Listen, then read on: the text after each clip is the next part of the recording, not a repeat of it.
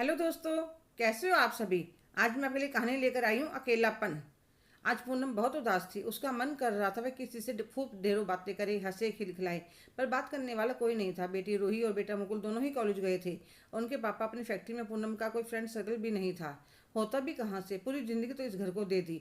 जब ब्याह कर आई थी तो परिवार में दादा ससुर, सासू माँ, ससुर जी, एक छोटी नंद और देवर, मेरे पति बलराज और मैं।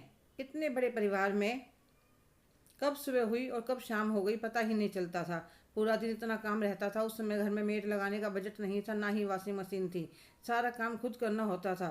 बच्चे होने के बाद तो बिल्कुल ही समय नहीं मिलता था। कई बार तो बालों में कंघी करनी भी रह जाती थी।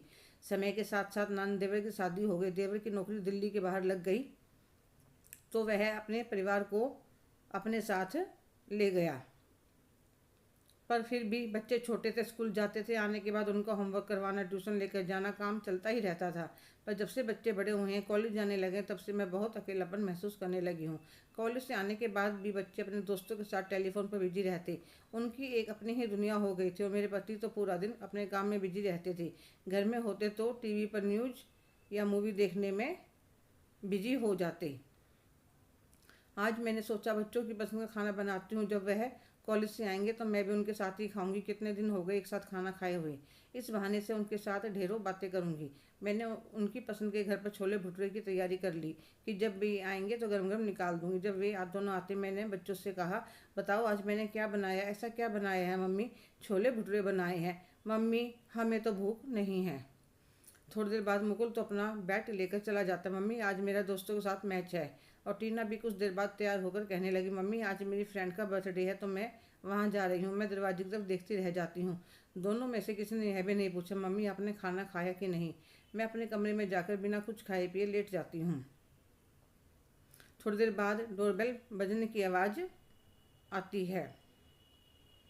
मैं दरवाज़ा खोलती हूँ तो सामने नीरू को देख कर चौंक जाती हूँ। उसको कसकर गले लगा लेती हूँ। नीरू मेरे मामा की बेटी, जिसकी शादी मुझसे 2 साल पहले हुई थी। कहने को वह मुझसे बड़ी है पर हम बेस्ट फ्रेंड की तरह रहती हैं। नीरू कहने लगी, अरे पूनम अंदर तो आने दे, दरवाजे से ही वापस भेजने का इरादा है। तो मैं हंस पड़ी। उसका हाथ पकड़कर अंदर ले आई। फिर उसके लिए पानी का गिलास लेकर आती हूँ। कितने साल हो गए हम दोनों को मिले हुए।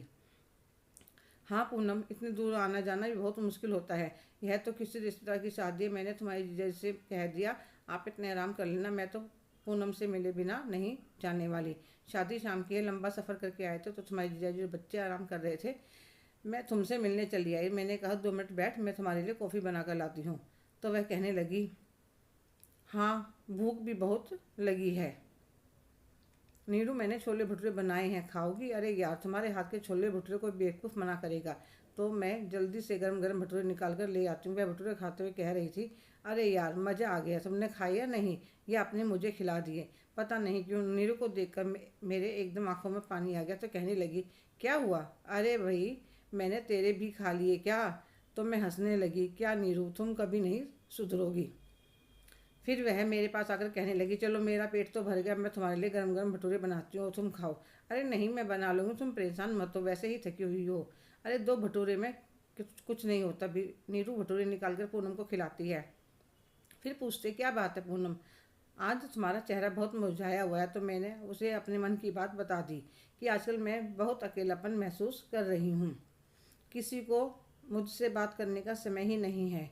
मेरे पास आकर बैठे और मुझसे बात करे। हाँ पूनम, यह बात तो सही है। एक समय के बाद हम बहुत अकेला महसूस करते हैं जब बच्चे बड़े हो जाते हैं और उन्हें हमारी ज़रूरत नहीं रहती। मैं भी 2 साल पहले ही सब कुछ महसूस कर चुकी हूँ। फिर मुझे मेरी एक सहेली ने समझाया कि तुमने पूरी उम्र अपने परिवार को दे दी, अब तुम्हारी जिम्मेवारी पूरी हो चुकी है, अब तुम अपने लिए जीना सीखो। वैसे भी जब तुम 24 घंटे किसी को हाजिर मिलती हो तो इंसान की कदर नहीं होती। फिर नीरू उसे कुछ बातें समझाती है। कुछ देर बैठने के बाद वह चली जाती है।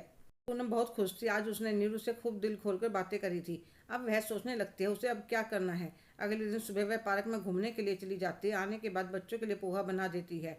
बच्चे तैयार होकर आते हैं। मम्मी नाश्ते में क्या बनाया है। बेटा पोहे बनाए हैं। पोहे। मम्मी हमने तो सोचा था आपने नाश्ते में कुछ अच्छा सा बनाया होगा। अब बेटा मुझे पता नहीं चलता तुम लोग खाओगे या नहीं।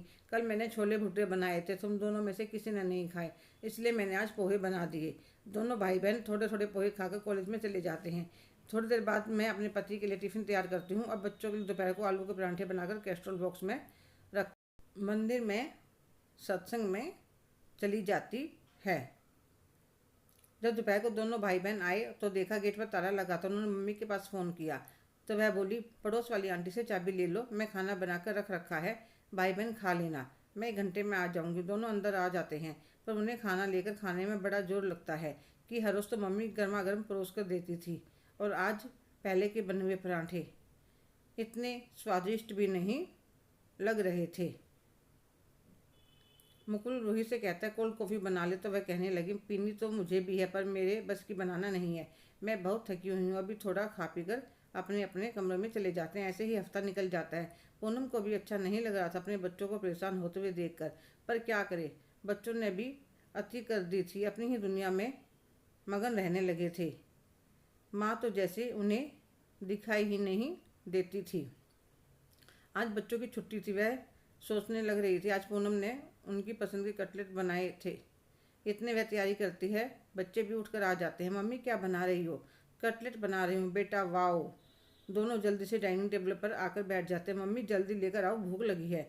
दोनों ऐसे खा रहे थे जैसे उन्हें अपनी पसंद का खाना खाए हुए कितने दिन हो गए थे। सच मम्मी बहुत टेस्टी बने हैं, आपके हाथों में तो जादू है। जब सब नाश्ता कर लेते हैं तो पूनम 10 मिनट के लिए बेड पर आकर लेट जाती। ज़्यादा देर खड़े होने की वजह से उसके पैरों में दर्द हो जाता था। दोनों बच्चे आकर उसके पास लेट जाते हैं। मम्मी प्लीज़, आप जब हम आते हैं कहीं मत जाया करो, आपके बिना हमें घर में अच्छा नहीं लगता। पर बच्चों तुम मेरे पास बैठते ही कब हो? खाना भी अपने कमरे में ही खाते हो। मम्मी अब आगे से ऐसा कभी नहीं होगा, हमें समझ में आ गया है। आपके बिना घर में अच्छा नहीं लगता, और आगे से हम एक साथ बैठकर ही खाना खाया पिया करेंगे, बातें करा करेंगे। जो गलती हमने अब तक करी है उसे सुधारेंगे। चलो आज सब मिलकर मूवी देखने चलते हैं। और वह अपने पापा से कहते हैं, पापा आज मूवी दिखाने ले चलो, मॉल घूमेंगे और रात को डिनर भी बाहर ही करेंगे। मम्मी को भी कभी कभी चेंज मिलना चाहिए। तो उसके पापा मान जाते हैं। सब जल्दी जल्दी से तैयार होकर गाड़ी में आकर बैठ जाते हैं। रात को जब सब घूम फिर कर वापस आए, आज पूनम अपने आप को बहुत हल्का महसूस कर रही थी। पता नहीं कितने समय के बाद पूरे परिवार के साथ घूमने फिरने गई थी। पूरा दिन अपने बच्चों पति के साथ बिताया, खाया पिया, बातें करी। आज तो उसे बिस्तर पर लेटते ही नींद आ गई।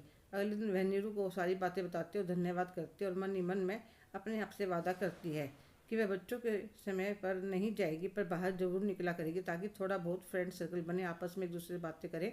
और अब वह अपने लिए जीना भी सीख गई थी। हेलो दोस्तों, कैसे हो आप सभी? आपकी क्या राय है? औरतों को अपने लिए भी जीना सीखना चाहिए या पूरा दिन घर की जिम्मेदारी में ही निकाल देना चाहिए? कमेंट करके ज़रूर बताइएगा। अगर आप मेरे चैनल पर नए हैं तो प्लीज़ लाइक शेयर सब्सक्राइब करना ना भूलें। धन्यवाद।